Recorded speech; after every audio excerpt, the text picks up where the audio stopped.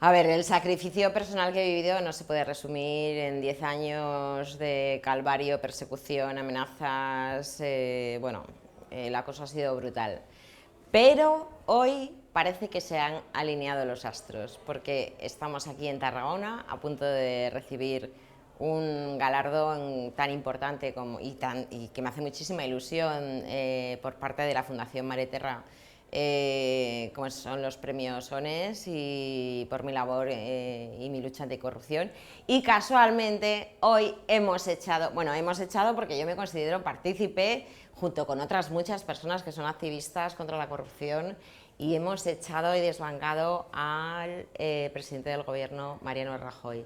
Entonces yo solo puedo decir que estoy feliz, primero porque estoy conociendo a personas que me encanta conocer, a personas a las que les importa la gente, con una calidad humana impresionante, y no puedo decir más, que estoy feliz de estar aquí.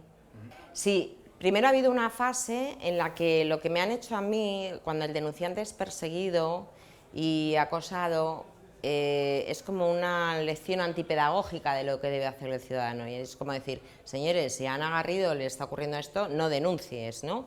Pero afortunadamente cada vez hay más plataformas y cada vez nos conocemos más denunciantes de corrupción, que estamos generando iniciativas para que haya una ley de protección al denunciante de corrupción, para que haya cauces seguros para denunciar, porque el empleado público es el que más maneja, y aún así también estamos pidiendo protección para denunciantes de la empresa privada.